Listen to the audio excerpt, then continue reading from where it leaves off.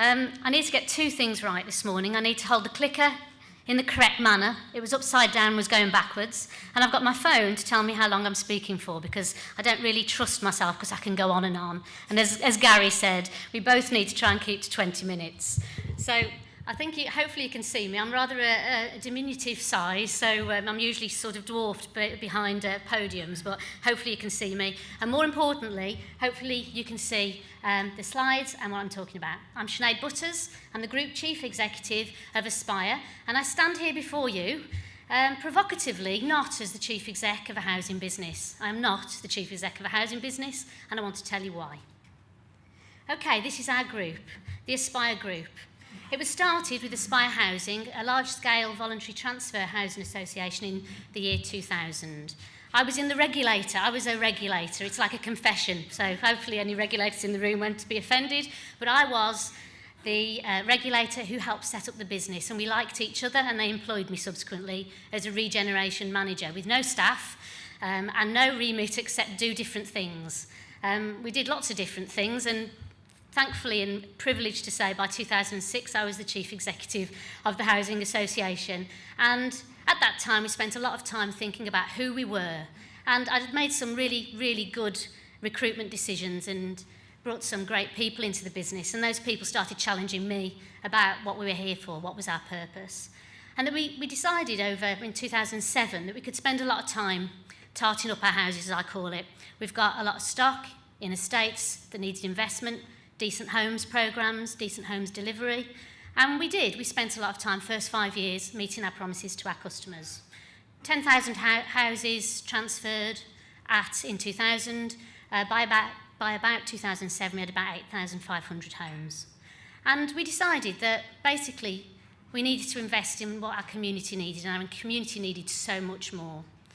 We had high levels of deprivation, some pockets of really high unemployment, 75% unemployment in some wards, top 2% most deprived in the country, withdrawal of mining economy, withdrawal of the pottery economy, this was in Staffordshire, and significant health issues as a result of those industries.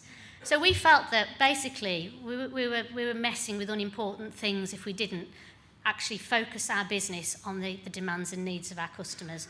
And consequently, we created a group through the acquisition of PM Training. And PM Training, as you can see sitting under Enterprising Futures there on the screen, is our training organisation, which was 27 years, a private training organisation that helps get young, unemployed people into work, and primarily focused on those not in education, enterprise or training, and employment or training, and we bought the company. So in the words, for those of you who can remember, of Victor Khayyam, we bought the company, we spent £1 million. And we persuaded the board, who at the time saw it as a huge challenge and a big risk to our business, that we were doing the right thing, that this is what the area needed, this is what we had to do to make a statement about the contribution our business can make. At the time, PM Training had 50 people in it. It was Ofsted regulated, it still is, a registered training provider, as I say, that focuses really on the tighter end of young people who've come out of school whose stories have been told they'll never amount to anything. And I'm proud to say, and we're now part of them amounting to some great things. So PM Training, a £2.2 million business when we bought it, as part of our overall group now, operates within Enterprising Futures. And Enterprising Futures is our parent of our social enterprising companies.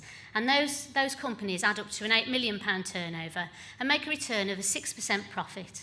And that part of the business actually contracts to Aspire Housing for a whole range of different services. And together, we invest in our charity Realise. I've got more to say about Realise later on. So the group employs 650 people. We've got 9,000 homes in it now through development and management. We run a social enterprise group of companies, suite of companies with an £8 million turnover, employing 150 people and dealing with something like 2,000 young people each year, getting them into work. So what do? We do things that you're familiar with, housing management, housing maintenance. We've got 140 within our direct labour organisation. We've got 93 vans on the road.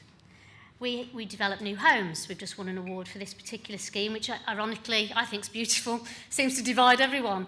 And we're still trying to sell some of these. And the big issue, the big story about development for us is development is always in the worst area. We always tackle development and use it as a key catalyst for regeneration. We do it on our sites where we can. We tackle areas where either the stock has got no future or the way the stock was designed or the nature and sustainability of the estates needed investing in, and we build new homes. It's not a major part of our programme. When you think about it, £42 million business, over 3 years that's about 130 million turnover, and in those 3 years we'll only get 2.5 million from government.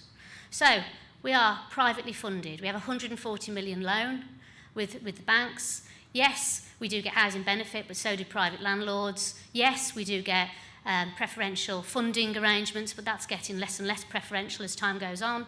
So why aren't we treated as a private business? Why is it, it seems to me, that we're not treated as a business at all? Well, frankly, we are, and we're going to continue to be.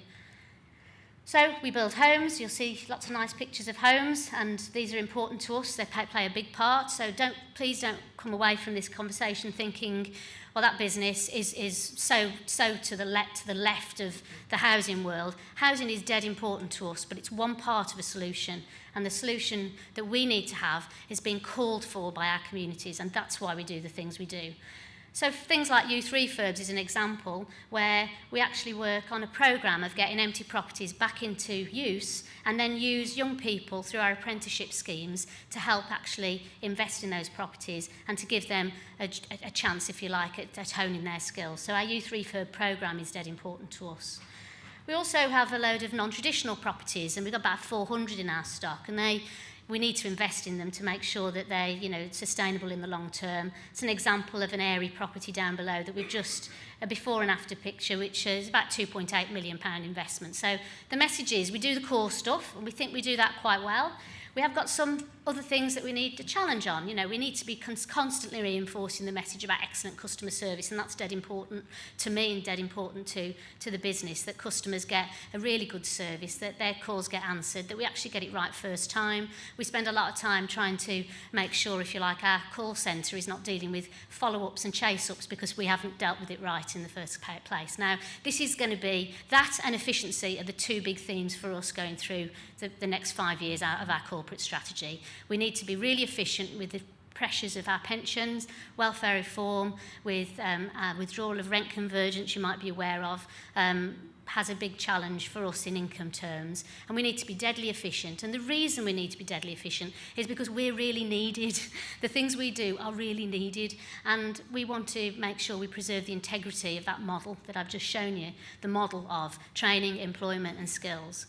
Just for instance, our added value services there we talk about are delivered, again, by our training business. We've got £800,000 currently of services that are unfunded, i.e. there's no service charge attached to them. We deliver them free to customers, whether that be empty property, decorating, empty property garden clearance, whether that be a handyman service, soft furnishings, carpets and curtains, and all of these are delivered via our apprentices and through our training company, which helps increase our impact. So those added value services, we could easily say we need to save £800,000. We've had a £36 million deficit on our pension fund. Let's lop that off. Well, no, we don't lop anything off. What we do is we do everything the same as we've always done, but we just do it better. So the Aspire standard, we noticed that when we were investing in our homes, we'd got great kitchens and bathrooms and rooms, but outside looked crap, frankly. And why was that? You could drive around and spend 120 million. Spend 120 million on your stock and you drive around your estates and you can't tell. Now that's a huge mistake. I want to know we've been there. So what we did is we challenged our business plan, and we took £45 million out of our 30 years to invest in the front curtilage of our properties. Boundary treatments, walls, fencing, car parking, stuff that we wouldn't ordinarily have the money for. With an environmental impact, as you can see the picture with the on the top right. Environmental impact, delivered again by our training company, creating jobs for local people, so a social impact. And financially, our comparison with competitors, we were 25% cheaper in doing that work. So with a financial bottom line, triple bottom line, delivers a great product. We can now drive around and people are saying, you know what, this looks so much better. We can tell Aspire's been here. That's what I want to see. We also have done quite a lot of work already, want to do more on solar panels, 400 solar panels so far invested in our stock, and we're getting customers saying we want them, we want more. And so we're trying to make that work through the feed-in tariffs, and the feed-in tariffs are challenging. So there's all sorts of balances and compromises we need to make in the plan as to where we spend our money. This is where choice of our customers and the vision of the business is so important. So, we've actually got a business, a housing business, that has stretched so far from its original kind of shape into one that delivers loads of kind of added services. So welfare reform, for instance, has challenged us, and we've separated what we call our income maximisation team, bit of a euphemism, and we've separated into debt collection, because we're going to collect debts, aren't we, because we need to, and preventative and support. And we've got welfare benefit advisors, mainstreamed, no funding attached to them. We fund them ourselves to deliver support to our customers. And we've got actually financial advisors who come in and talk to the customers about their rounded financial position, not just as a customer of ours, everything, whether it's Wonga, whether it's Bingo, whether it's just financial management. And we've got a mainstream employed staff from Citizens Advice Bureau, actually, who were made redundant, delivering financial and support services to our customers. And I have to say, fingers crossed, at this point in time, our rent arrears are as good as they were at this time last year, top quartile performance. Now, let's hope that continues, but we're delighted. We think part of it is our customers have been, really challenged by this, and we've been able to support them. But on top of that, we also deliver a mainstream employment and skills service. I sat with one of our advisors recently talking to a young woman who is out of work, who just watched the programme, something about welfare benefits and proud, on welfare benefits and proud, a real, diatribe against people in poverty who take welfare benefits. And she said she felt so embarrassed. She said, I felt mortified, I feel worthless.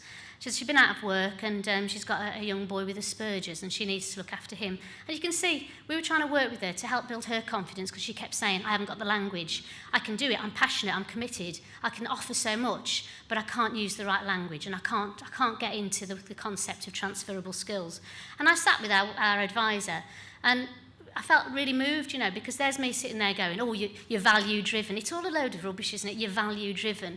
At the end of the day, she is deserving of a job, and she needs the support to get her young boy into childcare to get that job. And we can help that. We can give her the opportunities in our business, and we do so. So as we stand in our business at the moment, 650 staff, we've got 67 apprentices. I'll pause there, because I think you'll work out that's over 10%. Now, we make a lot of noise about apprentices. We talk to businesses because we want them to take our apprentices. But the only way to do that is to stand up and say, look what we do, match it, better it, or at least try and give people a job. Now, what we do, employment and skills, we have mainstreamed our employment and skills service, again, housing business, funds, employment advisors, and they help people get into work, help with CVs, do mock interviews and so on, mentor and support our customers. Interestingly, 30% of those, there was 300 we looked at last year and worked with, 30% got into a job. That's significantly more than the work programme. Indeed, we're actually taking people who are on the work programme from other businesses who are trying to deliver them into work and getting them into work ourselves with no income, and the work programme are going to take that as a positive and take the money. So, but does that make it wrong? I don't think so. I still want to get Michelle into a job, and I don't care who counts it. So what we're trying to do really is kind of make a big statement, and I see our business as a bit of a resource for the community. So we have graduate internships, apprenticeships. We've had people who've come and volunteered with us, who've spent a little bit of time, and they've got a permanent job out of just spending some time for free. And if you can't offer that as a business, I think it's a bit of a sad and sorry state, So I think of us as being a really kind of connected business, a social business that has got such a lot of capacity to be able to turn those 650 hearts and minds into real impact on the ground. So it's not just what you do, and I'll show a bit more what we do, and I think you'll like what we do. It's not just what we do, it's how we do it too that's important. So recently announced a volunteering programme. All staff get 2 days off a year. Every time I announce it, I say 2 days off a week, and they get excited. But that's not right. It's 2 days off a year, paid for by Aspire, to go and do something in the local community that meets with, our needs. Now, the interesting thing is I'm an ex-graduate of Keele University, and I love Keele. And Keele just happens to be in the same town that I work in, and it's just fantastic. And I spent some time over dinner talking to them about what we're doing in volunteering terms and said, so what are you doing? Nothing. So now, interestingly, with a little bit of support and mutual kind of like hand-holding, all their 9,000 students has an opportunity to volunteer. And do you know where they volunteer? They volunteer in our neighbourhoods. And that's what I think. It's about being a bit nosy, being a bit interfering, and saying, why do I only have to have the impact of the 650 people in my business? Why can't I impact a bit greater than that? So that's why volunteering is great. We involve our customers get jobs out of it. We've got volunteers from our customers who are delivering fuel poverty advice to other customers and who have got qualified in that. So it's like, kind of get the impact. How can we get more? So I talked about enterprising futures, and I'm looking at the time. I'm all right for time. I talked about enterprising futures. I just want to briefly talk about the model. The model essentially is a young person may fail at college or school. They don't all, not all of our young people do, and they are looking for a way into work. They come to us. We have centres throughout Staffordshire where our young people get the chance at either business admin in a dummy-type office environment, they get the chance at painting, decorating, engineering and so on, and we have an engineering workshop that delivers engineering artworks, metal structures, things of beauty that go into our centres that either in our neighbourhoods, that either signs our neighbourhoods or show, if you like, beautiful works of art, and that's engineered by our apprentices. But what also we do is we've got a contract with Stoke City Council to deliver environmental improvements, and that was 16 vans and an apprentice on each van, and young people on foundation learning tier learning to get up, get dressed, be supervised, manage themselves, manage their life. They spend 6 months with us. After those 6 months, they get married up with a business, and we have a network of nearly 1,000 businesses. So being an outward-looking business, this is why it's so important. So we actually get our people ready for work, our young people, and then we place them in one of our 800 businesses. And every year we have an apprentice awards ceremony where all the businesses are invited to nominate their apprentices, and we celebrate success. So the model is actually, we started with our landscaping business of 16 vans. They deliver services for Aspire Housing. Now it's 46 vans, and that means 46 more opportunities for apprentices, 46 times 3 for foundation learning tier, because there's 3 guys to a van.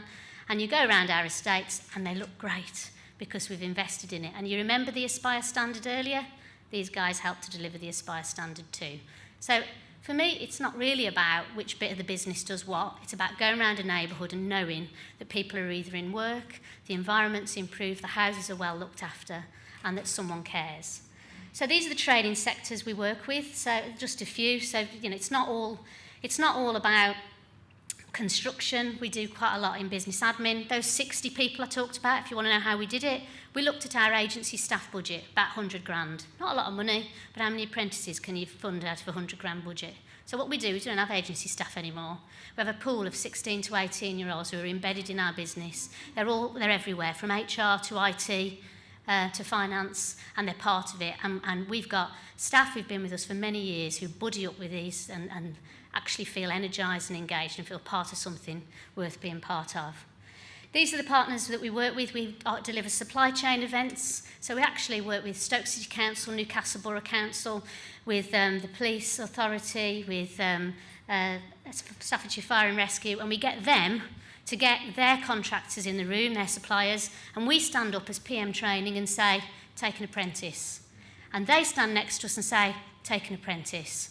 And we have, through Realise, a grant of £1,000 for the first 20 who take an apprentice, paid for by the profits of the training company. So what we're saying is, we do 60, how many do you do? We've got 10%.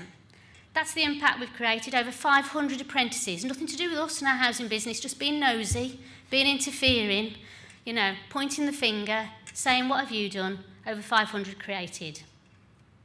We've also basically welcomed a small charity, a furniture recycling charity, and again, the idea is this is another base for our young people to train and learn things like warehousing skills. So we're very keen to develop and provide an infrastructure and a kind of incubation for businesses that need support, that we can then transform that profit back into Realise, and Realise puts that profit back into business. We also own, if you like, Social Enterprise West Midlands, which is a membership body like NIFHA.